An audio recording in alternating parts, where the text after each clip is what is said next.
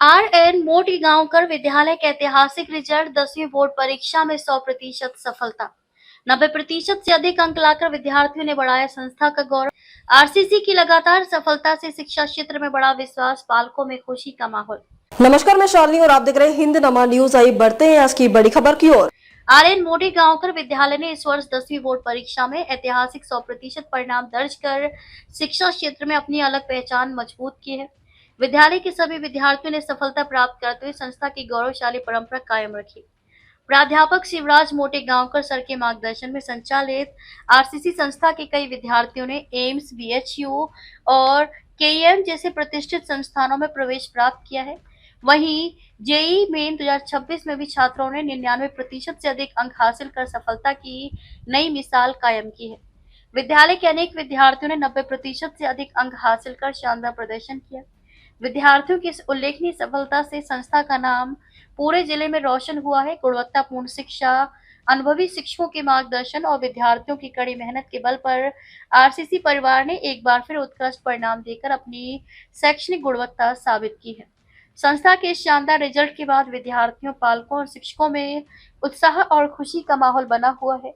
RCC की लगातार सफलता से शिक्षा क्षेत्र में संस्था के प्रति पालकों का विश्वास और अधिक मजबूत हुआ है। वहीं संस्था की ओर से सफल विद्यार्थियों का अभिनंदन करते हुए उनके उज्जवल भविष्य के लिए शुभकामनाएं दी गई। आज खूप अतिशय आनंद होतोय, कारण यशाची पहिली पायरी जोपर्यंत आपण पृथ्वी तलावर जिवंत आहोत तो कधी भेटला आपल्याला कोणी विचारते तर 10वीला किती पर्सेंट होते, तुला 10वीला किती होते, 12वीला किती होते, त्यातली पहिली यशाची पायरी आज रिझल्ट लागला। खूप अति जबरदस्त रिझल्ट है।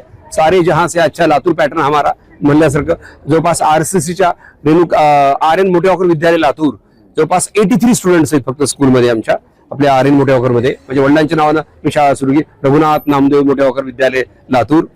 त्या शाळेचं 83 स्टुडंट्स पैकी जवळपास 3 विद्यार्थ्याला 100% मार्क्स आहेत, 100% गुण आहेत आणि जवळपास 37 स्टुडंट 37 विद्यार्थ्यांना आउट ऑफ 83 अबो 90% आहेत। म्हणजे मिरॅकल रिझल्ट आहे। दरवर्षी जसं यशाचा आलेख असा उंच होत चाललाय, मला असं वाटतं याच्या मागे पूर्ण RN मोटेगावकर विद्यालयाची जी पूर्ण टीम आहे, प्रिन्सिपल सर, पूर्ण जे सर्व टीचर पिलर्स आहेत, जे टीचर शिकवतात, यांचं यश आहे। सगळ्यात महत्वाचं त्यांच्या पालकांचं आणि त्या विद्यार्थ्यांचं यात खूप मोठा मोलाचा वाटा आहे असं मला वाटतंय। आज खूप अतिशय आनंद होतोय। तसेच आपलं रेणुका पब्लिक स्कूल रेणापूर इथले जवळपास 6 विद्यार्थी ज्यांना अबो 90% वर रेणापूर तालुक्यात ज्यांनी पहिला येण्याचा मान मिळवला आहे, आणि जवळपास आणि सगळ्यात आरसीसी फाउंडेशन विद्यार्थी मिरॅकल रिझल्ट दिलाय। म्हणजे खरंच मला अतिशय आनंद होतोय की इतका जबरदस्त रिझल्ट आलाय। हे एका वर्षाचं फलित, मला एका दिवसाचं फलित नाहीये, हे मागच्या 10 वर्षात तपश्चर्या आहे। मला असं वाटतं कारण पालकांनी त्यांना जे प्रॉपर ट्रॅकवर ठेवलं, स्कूलनी जे त्यांच्याकडे करून घेतलं, फाउंडेशनच्या टीचरनी जे करून घेतलं, त्याचंही फलित आहे आणि हा असा रिझल्ट येतोय। ठीक आहे सर, तर जे टॉपर विद्यार्थी आलेले 3 तर त्यांची नावं आम्हाला या ठिकाणी समजली। मला म्हणजे खूप छान वाटतंय की पहिला जो विद्यार्थी आलाय तो देशमुख सर्वेश्वर, याला 100% आले, RN मोटेगावकरचा विद्यार्थी आहे। पण कंकाळ हा विद्यार्थी पण 100% मार्क आहे, तोही RN मोटेगावकर विद्यालयाचा विद्यार्थी आहे। आणि तसेच कुलकर्णी वेणू, ज्या मुलीने इतिहास रचला, तिलाही 100% मार्क्स आहेत। असे 3 विद्यार्थी 100% आहेत। आणि फाउंडेशनचा दातीर तन्मय या विद्यार्थ्याला 100% मार्क आहेत। ठीक आहे सर, तर आता आम्ही पाहतोय फ्रेम मध्ये बरेचसे विद्यार्थी तर आपल्या वतीने त्यांचा सत्कार करण्यात आला, सगळे यशस्वी विद्यार्थी आहेत। काय सल्ला देऊ इच्छिता यांना आणि त्यांच्या पालकांना? मला असं वाटतं की लातूर पॅटर्न आपल्याला आपण भाग्य समजलं पाहिजे सगळ्यांनी। बघा, महाराष्ट्र एका साईडला आहे, असे 2 महाराष्ट्र एक झाले तर लातूर रिझल्ट देऊ शकत नाही, इतका जबरदस्त 10वीचा रिझल्ट आपल्याकडे। आता हेच असं यशाची परंपरा विद्यार्थ्यांनी पुढे टिकून ठेवावी, या यशाला हुरळून न जाता, कारण जेव्हा कुठे सत्कार होतो, जेव्हा कुठे आपला अभिनंदन केले जाते, ते आपण त्याच्यावर आपण म्हणजे त्याला हुरळून न जाता ते यश पचवता आलं पाहिजे। मी विद्यार्थ्यांना एवढंच आवाहन करतो आपल्या माध्यमातून की आपण आता 10th पहिलं पाऊल आपण जिंकलात। आपल्या पालकांच्या आता कुठेही गेलात तर तुमचे पालक असं ताट मांडून फिरतील, वेणूची आई आली, म्हणजे दातीर च्या आई पप्पा आले, म्हणजे असं एक आता 10वीला त्याला 100% मार्क्स आहेत। तर मला असं सगळ्या टॉपर्स विद्यार्थ्यांनी तर इथून पुढे सुद्धा आपण 12वीला असंच यश मिळवावं, हुरळून जाऊन। फक्त मी विद्यार्थ्यांना सांगतोय, ह्या 1 मे पासून पुढचे 1 मे चांगलं सांभाळा, कारण पुढच्या 1 मे पर्यंत जवळपास 60-70% सिलेबस संपतो, म्हणजे 11th आणि 12thचा स्वतःला सांभाळा एवढं मी आवाहन करतो। आणि ज्यांना आता समजा काही विद्यार्थी 99चे आहेत, 98चे आहेत, मला वाटतं जे विद्यार्थी अबो 90चे आहेत हे सेम पर्सेंटाईलचे मार्क्स विद्यार्थी आहेत, कारण कुठेतरी लिहिण्याच्या पद्धतीमुळं किंवा पेपर जे चेक करत असतात, कारण डिफरंट टीचर चेक करत असतात, कधी कधी त्या मार्क स्कीममुळे पण मार्क कमी येत असतात. त्यांनी पण ज्यांना थोडे बहुत कमी आले असेल अपेक्षेपेक्षा त्यांनी परत आणखी स्वतः दाखवतो 12वीला असं म्हणलं पाहिजे. तो उत्साह, तो जोश अंगात यावं हीच त्याला इच्छा व्यक्त करतो. ठीक आहे, शेवटचं यानंतर कॉलेज लाईफ सुरू होणार आहे. विद्यार्थी जे असतात ते शाळेमध्ये असतात. एक नवी त्यांची जी जीवनाची सुरुवात होणार आहे. कशा पद्धतीने त्यांनी आई वडिलांचे स्वप्न साकार केले पाहिजेत, काय सांगा? हा खूप जबरदस्त प्रश्न मला विद्यार्थ्यांना सांगावं असं वाटतं. मला मी 2000 बघा 2 वर्षापूर्वी म्हणजे 2023 10वीचे रिझल्ट मी कात्रण काढून ठेवलं माझ्याकडे. 112 विद्यार्थी लातूरमधून टॉप आले होते. 112 विद्यार्थी होते. मी त्यातले विद्यार्थी पुन्हा नंतर मी 12वीला तेच विद्यार्थी पाहिले. फक्त 10 ते 12 विद्यार्थी फक्त क्वालिफाय झाले, ज्याला 100% मार्क होते. मी विद्यार्थ्यांना हे आता करा हा दिवस तसा नाही असते बोलण्याचा, परंतु तरी विद्यार्थ्यांना मी सांगू इच्छितोय की यश पचवून दाखवा. कारण 12वी कसं असतंय, 12वीच्या लाईफ आणि 10वीचं लाईफ खूप वेगळं आहे. विद्यार्थी बोहरून जातात, पुन्हा हार्मोन सिक्रेशन म्हणजे मुलं मोठे व्हायला लागतात. पुन्हा जो मुलगा किंवा मुलगी 10वीला आई वडिलांना एक शब्द आई वडिलांचा मोडत नसते, तिथून 11-12 गुरगुर करायला लागते. तर मला असं वाटतं असं न करता, त्या यशाला हुरून हे न करता, तर आपल्या आई बस मला एकच विद्यार्थ्यांना सांगू इच्छिते, मग पप्पाच थोडं कमी ऐका, माफ करा, पण आईचं खूप ऐका यार. कारण ज्या घरात आईचं ऐकतात ना त्याला अपयश नाहीच. लक्षात, मी सांगत नाहीये की आईन्स्टाईन ज्या ब्रेनचं मोजमाप करतात तेही सांगत होते. ते बघा आईन्स्टाईन काय सांगितले की ज्या गोष्टी कुणालाच कळते आईला कळतात. त्यांचं असं म्हणणं आहे.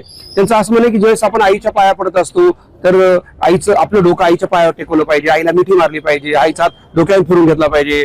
आईचा हात जर डोक्यावर किती डोकं दुखत असेल तरी आपल्याला फ्रेश वाटायला लागतंय. पण आजकाल विद्यार्थी कुठेतरी ह्या मोबाईलच्या दुनियेमुळं मोबाईलमध्ये गुंतून राहायला लागलेत. मी विद्यार्थ्यांना एवढे आवाहन करतो की थोडं आपल्या आई वडिलांचं खूप ऐका.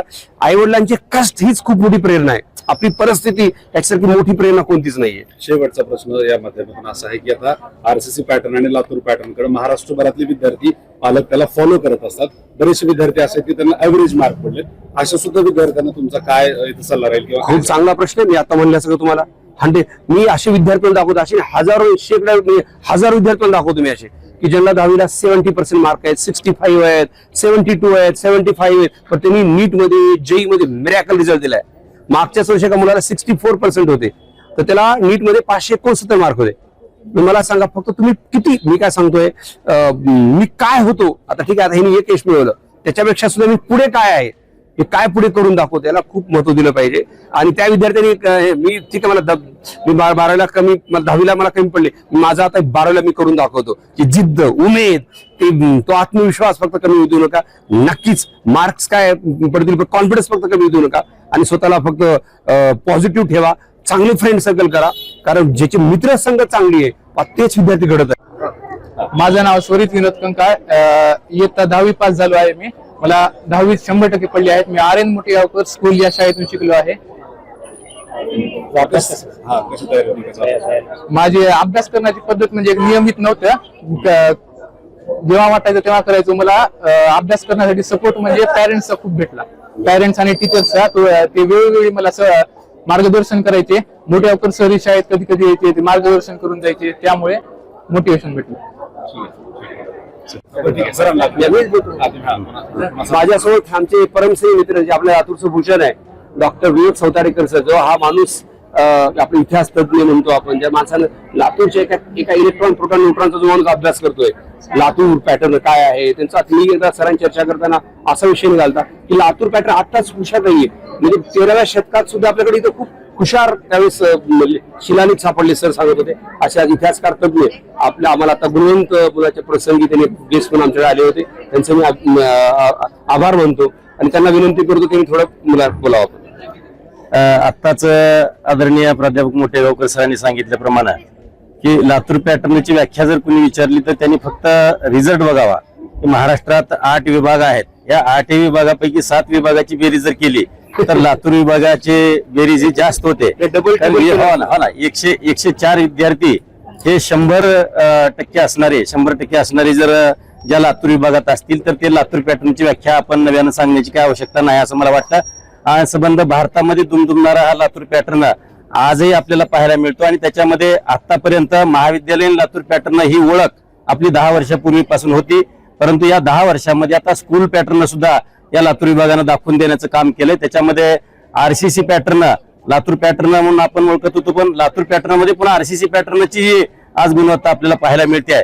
ते संबंध महाराष्ट्रभर नव्हे तर महाराष्ट्राच्या बाहेर सुद्धा जे विद्यार्थी डॉक्टर होतात, इंजिनियर होतात, आता काही विद्यार्थ्यांची आपण या ठिकाणी मुलाखत पाहिली, तर या सगळ्या विद्यार्थ्यांच्या तोंडून आज आरसीसीचं नाव निघतंय. त्याचं कारण असं आहे, शेकडो नव्हे तर हजारो विद्यार्थी घडवण्याची किमया ही आरसीसी पॅटर्नच्या माध्यमातून निर्माण होते. मी आरसीसी पॅटर्नच्या सगळ्या विद्यार्थ्यांना, गुणवंतांना आणि त्यांना शिकवणाऱ्या सगळ्या गुरुजनांना, आदरणीय प्राध्यापक शिवराजी मोठेगावकर सरांना या निकालाच्या संदर्भानं त्यांचं अभिनंदन करतो. सगळ्या विद्यार्थ्यांना त्यांच्या भावी आयुष्यासाठी शुभेच्छा देतो.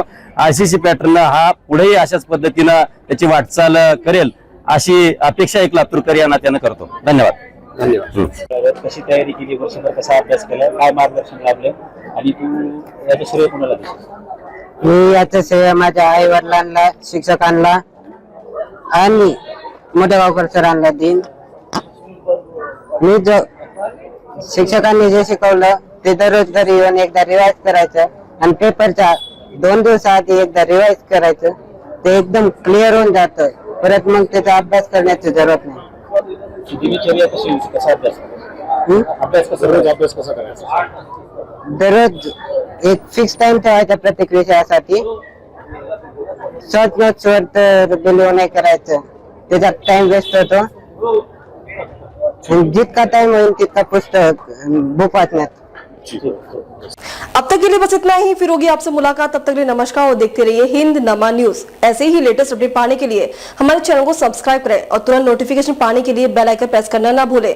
यदि आप हमें फेसबुक या इंस्टाग्राम के माध्यम से देख रहे हैं तो हमारे पेज को फॉलो जरूर करें. धन्यवाद.